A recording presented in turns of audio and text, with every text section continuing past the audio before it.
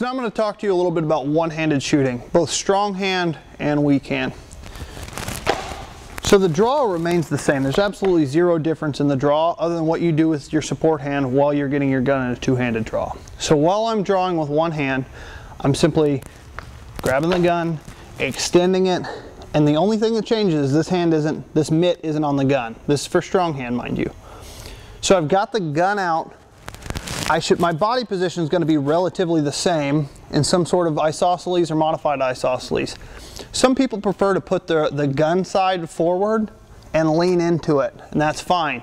Some people prefer a little bit of a cant when they're shooting one-handed. I know that has a little bit of a gangster connotation to it, but it actually is an effective way to shoot one-handed, is canting the gun just slightly at a 45.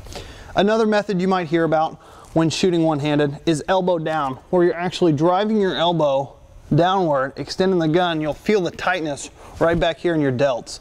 That's actually a very, very good stable method. The downside of it is when I do it, it takes that extra quarter of a second to get in position. But if I had to take a one-handed shot at a distance, I would probably use that elbow down, really lean into it, pick up my sights, and prep and press. From the weak side, now drawing your gun becomes a little bit of a riddle for some. I'm going to be teaching you a one-handed draw from the weak side. So if your gun's on your strong side, which in my case is my right, and you have to draw with your left, that could become an issue. So let's make it not an issue by learning the proper techniques and procedures for trying to get your gun out. There's a few different ways. All of them have a time and a place, but I'm going to show you a couple of different options and you can kind of work it out for yourself. One of them is quite simply coming over, gripping the gun as hard as I can, jerking the gun up, driving it between my knees, coming over, switching my hand, bringing the gun back up, presenting the gun onto target, and engaging my threat.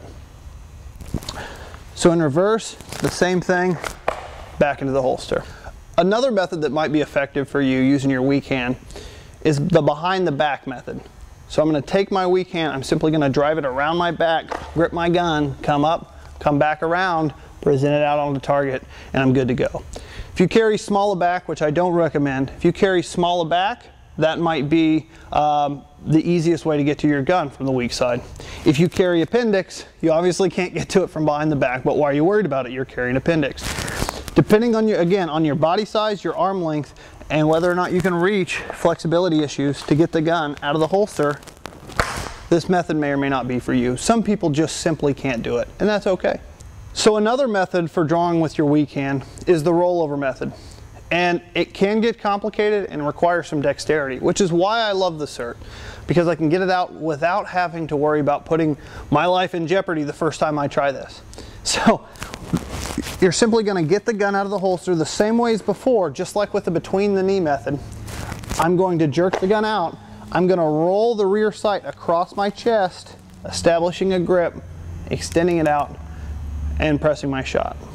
So just in reverse, it's important that we notice our muzzle and we keep constant awareness of our muzzle. Now I know we've said that, I know it's a safety rule, but this drill is actually hard to do. You have to apply pressure in the right place, roll your hand, and have a little bit of dexterity in order to keep the muzzle pointed away from you while you kind of lean your body back and do it, which is the biggest disadvantage. I'm going to take my weak hand, I'm going to come over to the gun, I'm going to roll the gun across, grip it, extend out, prep and press. So now I'm going to talk to you about manipulating the firearm with one hand, and by manipulation I mean a reload or a malfunction or whatever issue you might have. So with my strong hand, a lot of things remain in the same. So for instance, if I have two hands and I want to drop the magazine, it's as simple as getting this hand away from the gun to get my other magazine and pressing the button. You just essentially did remove the magazine with one hand. Don't overcomplicate it when you're shooting strong hand only. If I'm shooting and I need to get more rounds in the gun, I'm going to drop the magazine.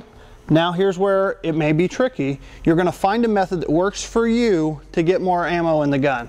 One of the simplest methods is the holster method. You replace the gun back into your holster, you come over here, you grab your magazine, insert your next magazine, rack the slide if necessary, extend the gun, and shoot.